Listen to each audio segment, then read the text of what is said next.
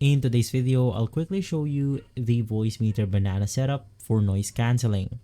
First things first, head over to the Voicemeeter application, click on menu, and then you want to enable this options, which is going to be system tray and run on Windows Startup, making sure that Voicemeeter will run as soon as we open up our computer. Now from here, we have the decibel meter. We have the assign bus A button, which is enabling us to hear ourselves. With this one, people will be able to hear us.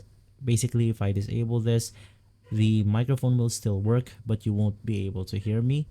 We have the mono button, we have the solo button, and lastly, we have the mute button.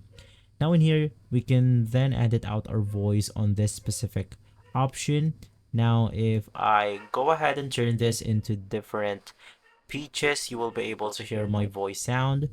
You can just customize this to whatever you want to. But right beside that, we then have the audibility option.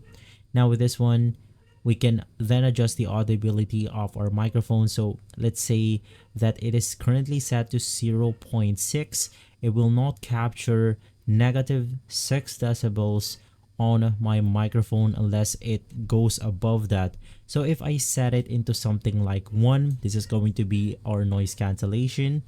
Now it won't capture anything below that 1 threshold that we just set right here. If you want to reset this, you can just double click on the icon and it will reset back to 0.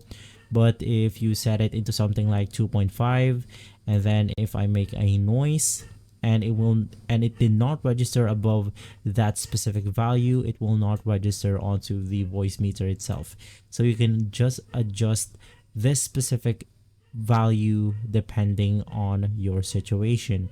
If this video has been helpful, leave a like, subscribe, and follow Guide to Everything for more videos like this. Thanks for watching.